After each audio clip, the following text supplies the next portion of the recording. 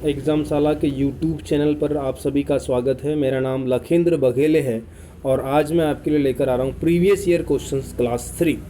Okay, तो start करते हैं। तो आप हमारा टेलीग्राम चैनल ज्वाइन कर सकते हैं, वहाँ पर आपको इस लेक्चर का PDF अवेलेबल हो जाएगा। और यदि आपने हमारे यूट्यूब चैनल को सब्सक्राइब नहीं किया तो सब्सक्राइब कर लीजिएगा। और यदि आपको कोई डाउट आता है तो आप कमेंट बॉक्स में हमसे पूछ सकते हैं। ओके, स्टार्ट करते हैं क्वेश्चन नंबर 1 के साथ। क्वेश्चन नंबर 1 कहता है name of the gland that controls the function of other endocrine glands. तो एंडोक्राइन ग्लैंड्स जो होती है उनको ऐसी कौन सी ग्लैंड है जो कंट्रोल करती है। तो सबसे पहली बात तो आपको ये समझना पड़ेगा कि एंडोक्राइन ग्लैंड होता क्या है। तो ऐसी ग्लैंड जो हार्मोन प्रोड्यूस करता है। क्या प्रोड्यूस करता है? हार्मोन प्रोड्यूस करता है। उस ग्लैंड को हम कौन सी ग्लैंड कहते हैं? एंडोक्राइन ग्लैंड कहते हैं। दूसरी एक और ग्लैंड होती है एक्सोक्राइन ग्लैंड। ऐसी ग्लैंड जो आपका एंजाइम प्रोड्यूस करती है, ऐसी ग्लैंड को हम एक्सोक्राइन ग्लैंड कहते हैं। अब यहाँ पर आपको दो चीज़ें याद रखनी पड़ेगी कि आपके एंडोक्राइन ग्लैंड आपके हार्मोन प्रोड्यूस करेगी, एक्सोक्राइन ग्लैंड आपके एंजाइम्स प्रोड्यूस करेगी। जो एक्सोक्राइन ग्लैंड जो होता है वो आपके डाइजेस्टिव सिस्टम के लिए हेल्पफुल होता है। ये बात आपको यहाँ पर याद रखना है। ओके, तो आप मुझे ये बताइए कि एंडोक्राइन ग्लैंड्स कितनी होती है। आप फटाफट से कमेंट बॉक्स में बता दीजिए, लेकिन मैं आपको बता देता हूँ एक बार कि 9 ग्लैंड्स होती। कितनी ग्लैंड होगी? 9 ग्लैंड होगी। कौन सी ग्लैंड होगी? 9 ग्लैंड एंडोक्राइन होगी। अब इस 9 में से जो 7 ग्लैंड जो होती है, इन 7 ग्लैंड को कंट्रोल करने का काम कौन सी ग्लैंड करती? पिट्यूटरी ग्लैंड करेगी। तो सिंपल सी बात ये हो गई, 7 एंडोक्राइन ग्लैंड को कंट्रोल करने का काम कौन करेगी? पिट्यूटरी ग्लैंड करेगी। और इस पिट्यूटरी ग्लैंड को कंट्रोल करने का काम कौन करता है? हाइपोथैलेमस करता है। कौन करेगा? हाइपोथैलेमस करेगा।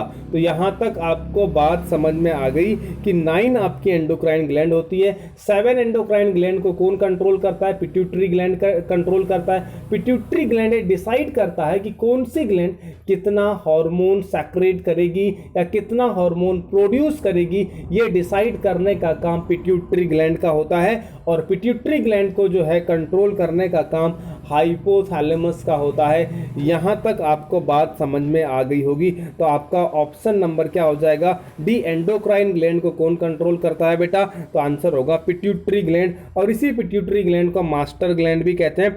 कुछ डिटेल एनालिसिस हम कर लेते हैं। Pituitary gland is also known as master gland because it is controls the function of other glands. Pituitary gland is about, जो साइज जो होता है पी के आकार का होता है। एक बार एग्जाम में क्वेश्चन पूछ भी लिया था। उसके बाद ये कहाँ पर लोकेट करती है भाई साहब? ये ब्रेन में लोकेट करती है।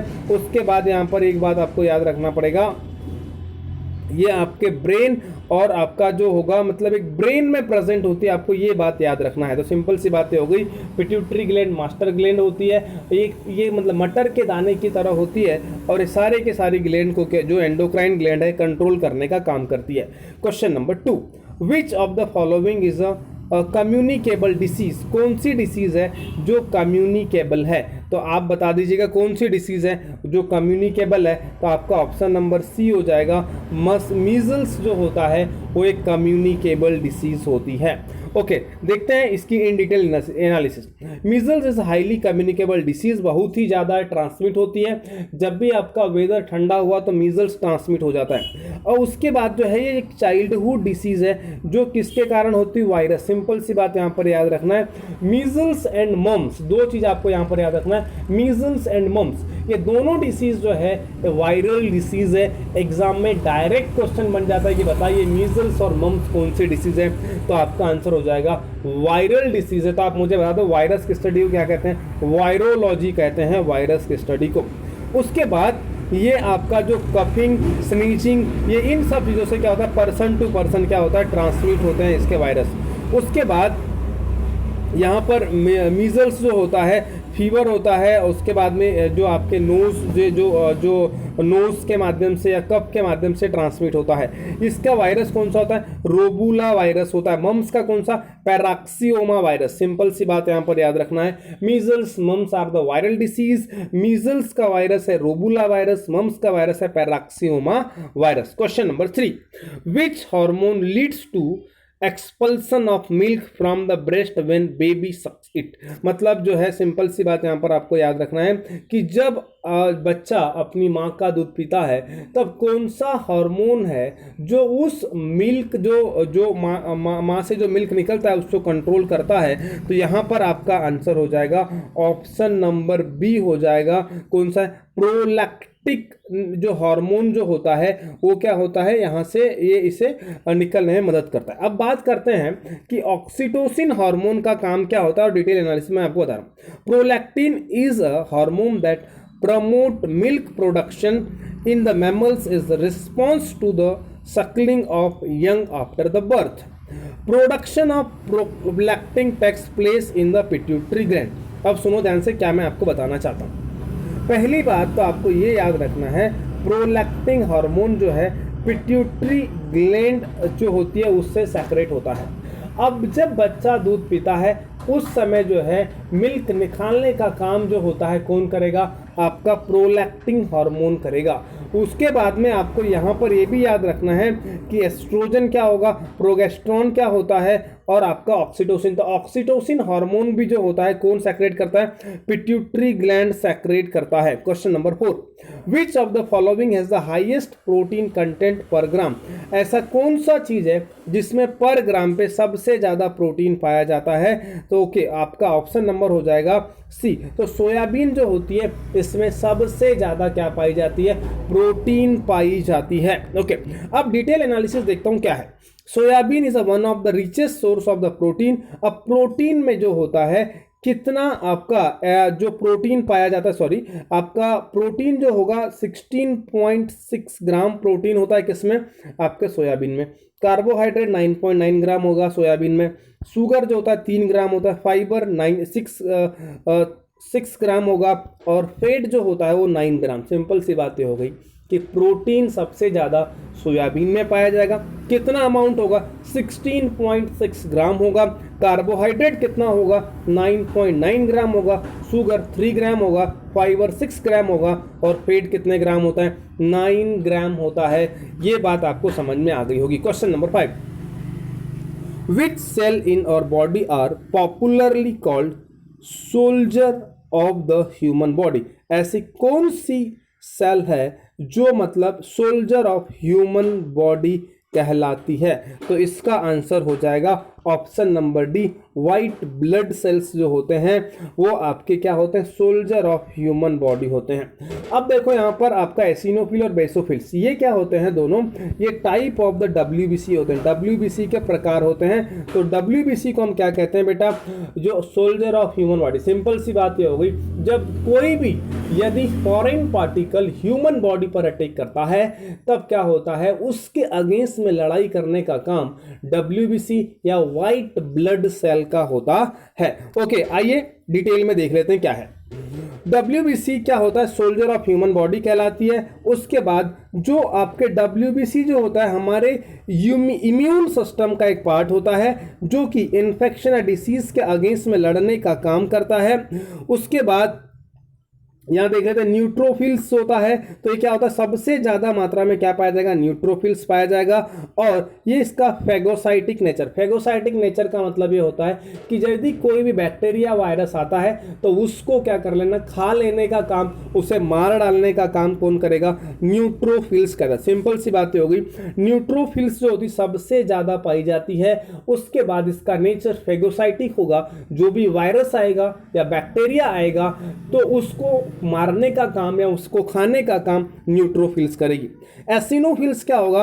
ये क्या होता है कि एलर्जी को रिड्यूस करता है। आपको पता होगा कि यदि मान के चलो आप हमेशा कांच के घर में रहते हैं और यदि धोखे से यदि आप बाहर निकल कर धूल आ रही है, डस्ट आ रही है तो उससे क्या होती है? एलर्जी हो जाती है। तो सिंपल सी बात ये हो गई कि जो एलर्जी जो होती है डस्ट पार्टिकल से, तो आपने देखा होगा कि थोड़े धूल में जाओ तो नाक बहने लगती है, नोज लीक करने लगती है। तो ये क्या होता है? इसको कम करने का काम कौन करता है? एसिनोफिल्स करता है। बेसोफिल्स क्या करता है कि जो जलन जो होती है उसको कम करने का काम करता है। ये सबसे कम पाया जाएगा अमाउंट में। मोनोसाइट जो होता है सबसे ज़्यादा पाया जाएगा, सबसे लार्जेस्ट साइज इसका होता है। लिम्फोसाइट्स में क्या होता है? बी सेल और टी सेल पाए जाते हैं, जो क्या होते हैं बेटा, ये भी स्मॉलेस्ट होते हैं साइज में। सिंपल सी बातें हो गई। लिम्फोसाइट्स, मोनोसाइट्स, आपका बेसोफिल्स, एसिनोफिल्स और neutrophils are the part of WBC होते हैं, और इन सब के अलग अलग कार्य होते हैं। इतनी बात आपको समझ में आ गई है। Question number 6, an adult human body has dash bones. कितनी हड्डियां एक ह्यूमन बॉडी में पाई जाती है? आप सबको पता होगा, आपका आंसर हो जाएगा 206 bones are present in adult. अब यदि हम बात करें कि चाइल्ड में कितनी होगी, तो अब आपका आंसर हो जाएगा 300 प्लस। 300 प्लस यदि आपको ऑप्शन में दिख गया तो आपको आंसर लगाना है 300, आंसर लगाना है। 300 या 300 से ज़्यादा पाई जाती है किसमें? बच्चों में। ओके, यहाँ तक आपको समझ में आ गया। Study of bone is called osteology, ये भी आपको समझना पड़ेगा। ऑस्टियो मतलब क्या होता है? हड्डी, और लॉजी मतलब क्या हो गया? स्टडी हो गया। 300 बोन्स किसमें पाई जाएगी? चाइल्ड में पाई जाएगी। इसमें ऑस्टियोसाइट्स जो होता है, क्या होगा? ऑस्टियोसाइट क्या होगा? एक सेल होता है जो बोन में प्रेजेंट होता है, और कॉन्ड्रियोसाइट्स जो होता है वो कार्टिलेज में प्रेजेंट होगा। सुनो ध्यान से जो मैं बताना जा रहा हूं। Osteocyte cells is present in cell, मतलब ये हुआ ऑस्टियोसाइट सेल मैच्योर सेल होती है जो हड्डियों में पाई जाती है।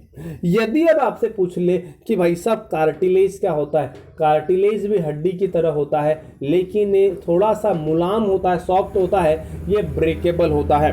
तो आपका कार्टिलेज में कॉन्ड्रियोसाइट सेल प्रेजेंट होती है। उसके बाद बोन्स क्या करती है? ब्लड सेल्स को प्रोड्यूस करने का काम करती है, और रेड बोन मैरो जो होता है ब्लड बनाता है, और येलो बोन मैरो जो होता है वो किसको स्टोर करता है बेटा? ये वसा को स्टोर करने का काम करता है।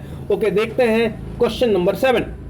Wilson disease is an inherited disorder in which excessive amount of, मतलब विल्सन डिसीज किसकी अधिकता से होता है? तो आपका आंसर हो जाएगा कॉपर की अधिकता से होगा, ऑप्शन नंबर 2। विल्सन डिसीज जो होती है एक इनहेरिटेड डिसऑर्डर होता है, आप पेरेंट से जो होता है बच्चों में जाता है। तो इस विल्सन डिसीज का कारण ये होता है कि यदि आपके बॉडी में कॉपर की मात्रा ज़्यादा है तो क्या कौन सी डिसीज होगी? Wilson disease. Question number 8, in which medical condition is the eyes optic nerve damage and condition worsen over the time, मतलब ऐसी कौन सी जो है कंडीशन है जिसमें आपकी ऑप्टिक नर्व जो होती है खराब हो जाती है? तो आपका होगा ग्लोकोमा जो होता है, ये इसमें ऑप्टिक नर्व जो होती है खराब हो जाती है। तो सिंपल सी बात हो गई कि जब देखने वाली जो सेल्स जो होती है जो खराब हो जाती है, उस डिसीज को हम कहते हैं ग्लूकोमा कहते हैं। अब यहाँ पर आपको ड्राई आइज का मैं एग्जांपल दे रहा हूँ, इसको कहते हैं जिरोफ्थेल्मिया। क्या कहते हैं? जिरोफ्थेल्मिया। जो ड्राई आइज जो होता है विटामिन ए की कमी से होता है, जिसमें सूखी सूखी आंखें होती है, जिससे कभी भी आंसू नहीं निकलते हैं। तो ड्राई आइज को हम कहते हैं जिरोफ्थेल्मिया, जिससे आंसू नहीं निकलते हैं। ओके, तो स्टार्ट करते हैं क्वेश्चन नंबर 9। 9 कहता है identify the part of brain that controls the maintenance of posture, balance and equilibrium. मतलब सिंपल सी बात ये हो गई कि ह्यूमन बॉडी को बैलेंस बना के रखने का काम कौन करेगा? तो आपका आंसर हो जाएगा कौन करेगा? सेरिबेलम करता है। तो सेरिबेलम जो होता है ये आपका जो सबसे पिछला जो होता है फॉरब्रेन होता है, एक दूसरा होगा जो पश्चिम मस्तिष्क जो होता है पीछे वाला भाग जो होता है उसमें पाया जाएगा। क्या पाया जाएगा? सेरिबेलम। तो सेरिबेलम जो होता है ये आपके पश्चिम मस्तिष्क का भाग होता है, ये हिंड ब्रेन का पार्ट होता है। तो यहाँ पर पहली बात आपको याद रखना है कि cerebellum is a part of hind brain, hind brain का पार्ट होगा। इतनी बात आपको समझ में आ गई। अब सेरिबेलम जो होता है क्या करता है? सुनो ध्यान से। यदि मान के चलो यदि आप कोई अल्कोहल पीता है तो आपको पता चलता है कि यार उसने अल्कोहल पिया है, वो चलता है तो उसकी जो चलने का स्टाइल जो होता है वो समझ में आता है। तो सिंपल सी बात यहाँ पर ये हो गई कि अल्कोहल जो होता है directly affect to the cerebellum करता है। तो सेरिबेलम पर अफेक्ट कौन करेगा? अल्कोहल करता है। ओके, तो अब मुझे ये बताइए, कई लोग ये कहते हैं कि कई लोग ये कहते हैं कि आपका शराब पीने की वजह से मृत्यु हो जाती है। तो क्यों ऐसा कहते हैं, सुनो ध्यान से, मैं क्या बताना चाह रहा हूँ आपको। क्यों कहते हैं सुनिएगा, क्यों कहते हैं उसका कारण सिंपल सा ये है कि जो आपका सेरिबेलम जो होता है ये मोस्टली अफेक्टेड बाय किसका, एल्कोहल से अफेक्ट होगा। एल्कोहल से जब ये अफेक्ट होता है तो क्या होगा कि इससे डैमेज करने का काम करेगा एल्कोहल। तो सिंपल सी बात ये हो गई, cerebellum is a part of hindbrain and it is mostly affected by the किसके द्वारा, एल्कोहल के द्वारा। Okay, thank you so much for listening me and watching me. अब हमारा टेलीग्राम चैनल आप ज्वाइन कर सकते हैं, वहाँ पर आपको PDF अवेलेबल हो जाएगी। और उसके बाद कल और फिर मिलते हैं 2 बजे। Thank you so much for watching.